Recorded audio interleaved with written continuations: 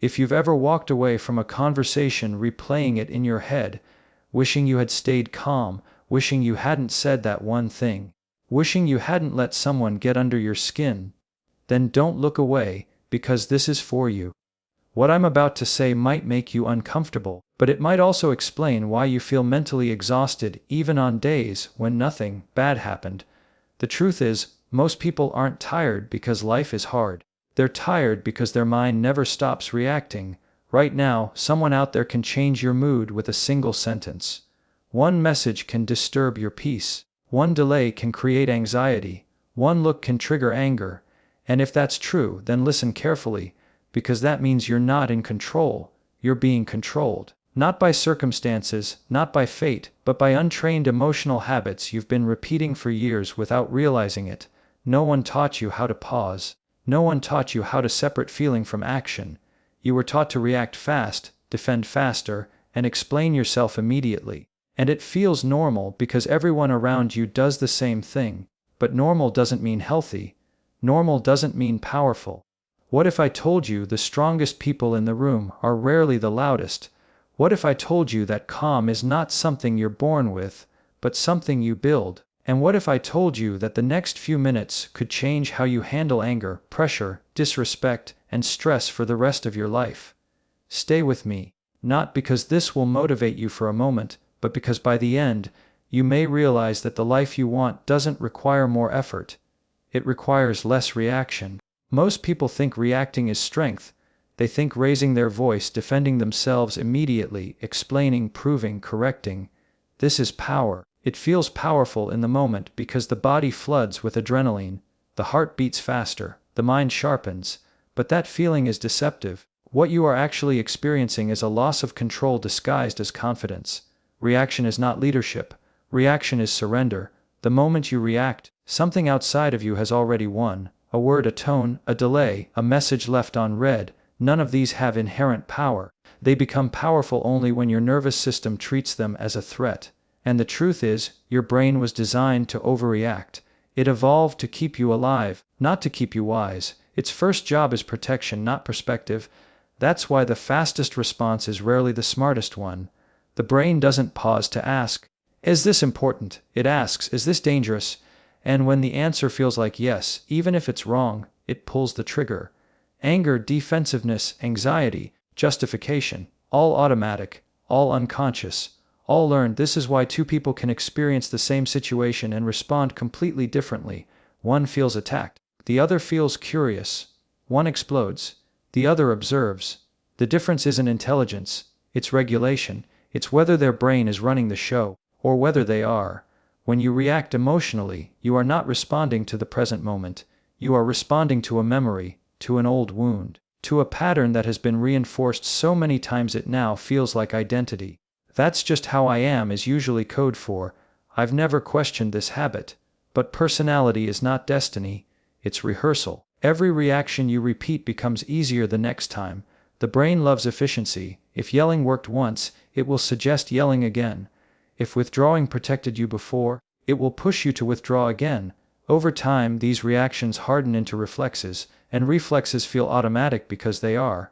Here's the part most people miss. Reacting does not protect your dignity, it exposes it. When someone can provoke you into losing composure, they have access to your inner world. They don't need power over you, you give it to them. A raised voice, a sarcastic comment, a rushed explanation, these are signals. They say, I'm not steady. And people read that, whether they admit it or not. Calm, on the other hand, communicates something different. It says, I'm not threatened by this. And nothing is more disarming than a person who refuses to be pulled into chaos. Not because they're detached, but because they're anchored. Think about the moments you regret most. Rarely are they moments of silence. They're moments of reaction. Things said too fast. Messages sent too quickly. Decisions made in heat rather than clarity. Reaction narrows your vision.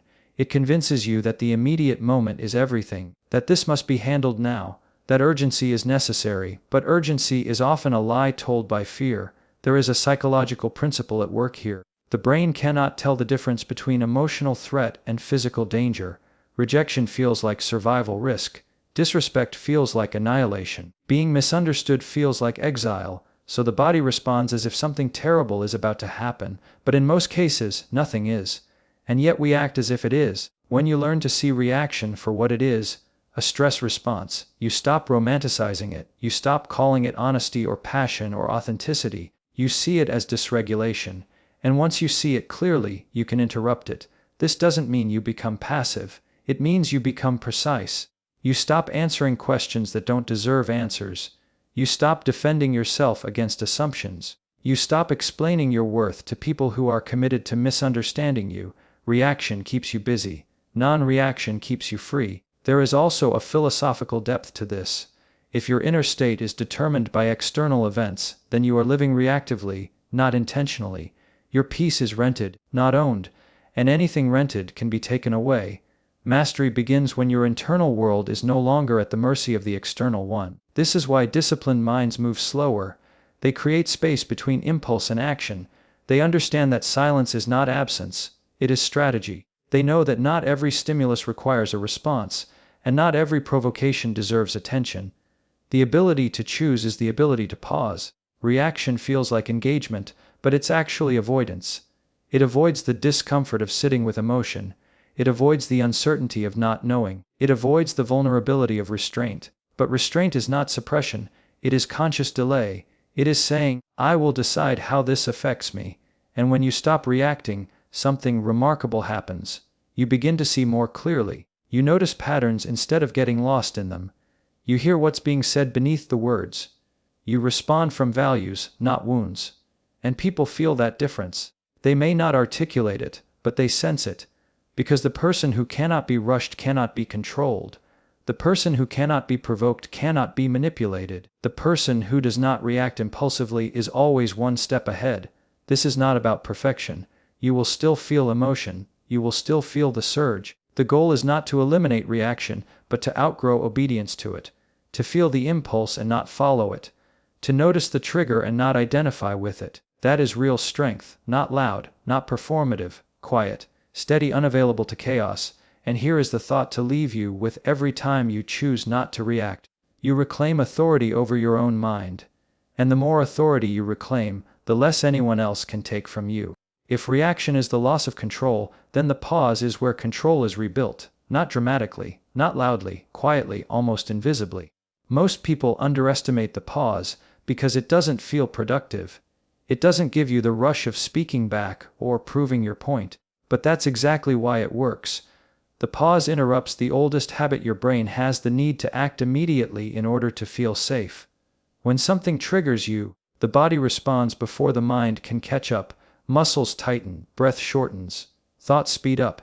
In that moment you are not thinking, you are preparing to defend, to escape, to dominate, or to submit. And if you move from that state, whatever you do will be shaped by fear, not intention. The pause creates just enough distance for intelligence to return to the room. Psychologically, this matters more than most people realize.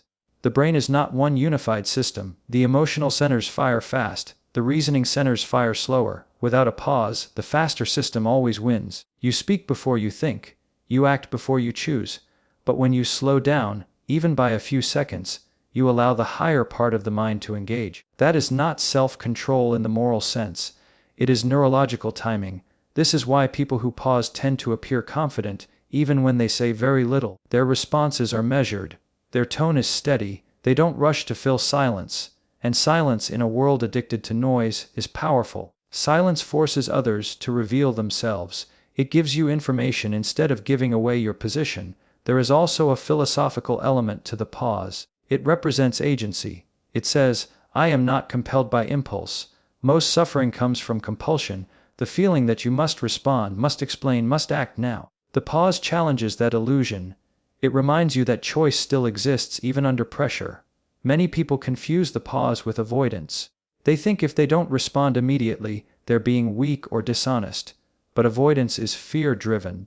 The pause is discipline-driven. Avoidance runs away from discomfort. The pause sits with it. It allows the emotion to rise without letting it decide. Emotion is information, not instruction. That distinction changes everything. Feeling angry does not mean you should act angry. Feeling anxious does not mean something is wrong. Feeling offended does not mean you've been harmed. The pause allows you to separate what you feel from what you do. And that separation is the foundation of maturity. Consider how often urgency is artificial. A message demands a reply, a comment expects a defense, a situation pressures you to decide. But urgency benefits the person applying it, not necessarily you. When you pause, you refuse to be rushed into someone else's agenda. You take ownership of your timeline, and time more than anything clarifies. There is also a physiological effect.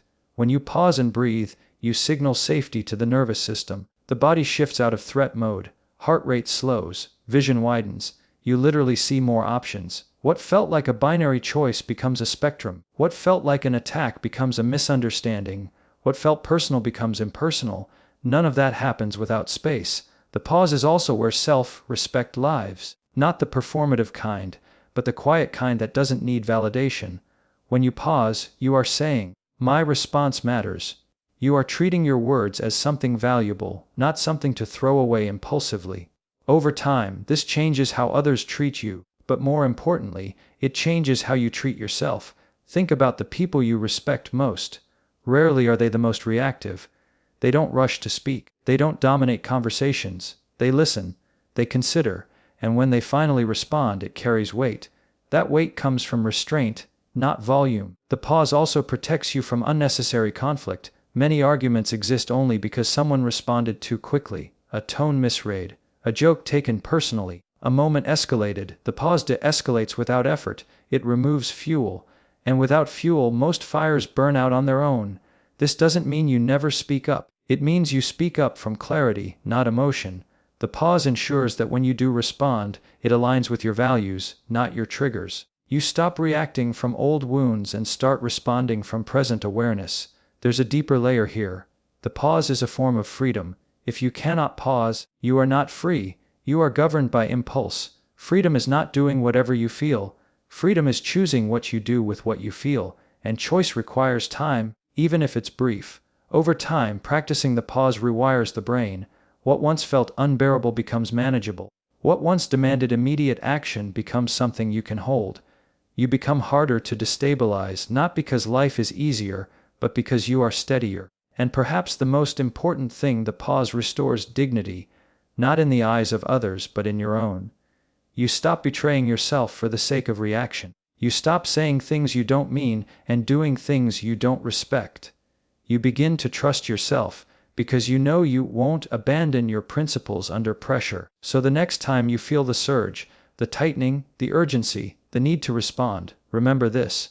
That moment is not asking for action, it is asking for awareness. And awareness begins with a pause. Because in that pause, you don't just regain control. You reclaim authorship of your own behavior. And when you become the author, not the reactor, your life stops being a series of emotional responses and starts becoming a deliberate expression of who you choose to be. When you stop reacting and learn to pause, something unexpected begins to happen around you. The world doesn't suddenly become kinder. People don't magically behave better, but your relationship to all of it changes. And that change is where peace and respect quietly emerge, not because you demanded them, but because you became someone who no longer leaks emotional energy.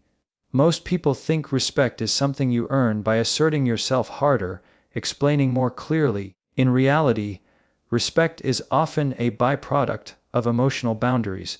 When you stop reacting, you stop offering unlimited access to your inner world. And when access is limited, it becomes valuable. Drama survives on emotional availability. It needs quick responses, visible frustration, predictable triggers. When you remove those, drama has nowhere to land. It doesn't get resolved, it dissolves. Not through confrontation, but through irrelevance. And this is one of the most difficult shifts for people to accept. You don't need to win every interaction. You need to stop feeding the ones that cost you peace. Peace, in this sense, is not the absence of conflict. It's the absence of internal chaos. It's waking up without replaying conversations. It's not rehearsing arguments in your head. It's not carrying emotional residue from interactions that no longer matter. When you stop reacting, your mind stops living in recovery mode.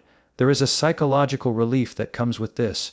Your nervous system learns that not every situation requires vigilance. You are no longer scanning for threats in tone, expression, or silence. You begin to conserve energy, and conserved energy becomes clarity. Clarity becomes confidence. Confidence becomes presence. Presence is what people actually respond to, not intensity, not volume, not emotional force. Presence. The ability to be steady, attentive, and unmoved by small disturbances. When you operate from that place, people feel it. Conversations slow down. Interactions become more intentional. You are no longer pulled into other people's urgency. This is also where manipulation stops working. Manipulation relies on emotional hooks: guilt, fear, pressure, obligation. If you don't react, the hook doesn't catch. If you don't rush, the pressure fades. If you don't defend yourself unnecessarily, the guilt loses leverage. You don't need to expose manipulation. You just need to be unavailable to it. And something subtle but powerful happens. People begin to adjust their behavior around you, not because you asked them to, but because your reactions no longer reward dysfunction. You don't argue with disrespect, you disengage from it. You don't chase validation, you withhold access. Over time, this creates a natural boundary that doesn't require explanation. Peace also sharpens judgment. When you're not emotionally entangled in every interaction, you see people more clearly. You notice patterns instead of isolated incidents. You recognize who respects your time and who drains it, who listens and who only waits to speak. This awareness allows you to choose where to invest yourself. And this is where respect deepens. Internally first. You begin to respect yourself because you are no longer abandoning your values in moments of pressure. You don't say things you don't mean just to release tension. You don't agree out of discomfort. You don't perform emotions for approval. Self-respect grows quietly when your actions align with your standards. External respect often follows internal consistency. People trust those who are predictable in character, not reactive in emotion. They trust those whose words match their composure. They trust those who don't change under stress. When you stop reacting, you become reliable, not because you're rigid, but because you're grounded. There is also a philosophical truth here. When you no longer depend on external validation to regulate your emotions, you reclaim sovereignty. Your inner state is no longer negotiated with the world. You are not outsourcing your peace to other people's behavior, and that independence is freedom. Freedom doesn't mean isolation. It means engagement without entanglement. You can care deeply without being destabilized. You can disagree without hostility. You can walk away without resentment. These are not signs of detachment. They are signs of maturity. Many people fear that if they stop reacting, they will become invisible or powerless. The opposite is usually true. Reactivity makes you predictable. Predictability makes you easy to dismiss. Calm makes you distinct. Distinction draws attention, not the attention of noise, but the attention of substance. When you stop reacting, your words gain weight because you don't use them impulsively.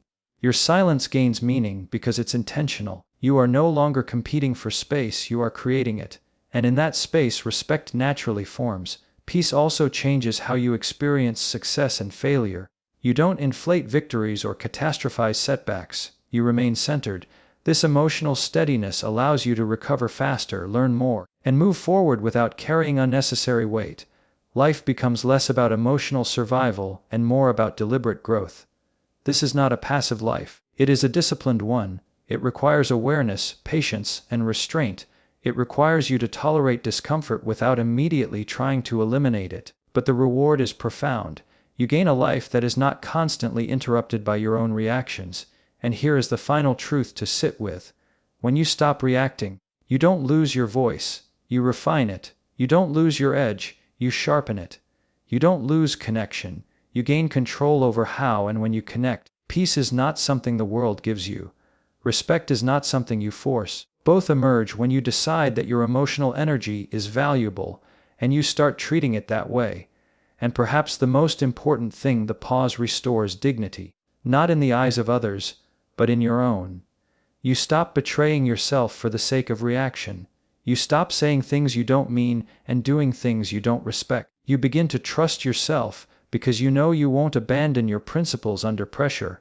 So the next time you feel the surge, the tightening, the urgency, the need to respond, remember this: that moment is not asking for action, it is asking for awareness. And awareness begins with a pause. Because in that pause, you don't just regain control, you reclaim authorship of your own behavior, and when you become the author, not the reactor, Your life stops being a series of emotional responses and starts becoming a deliberate expression of who you choose to be.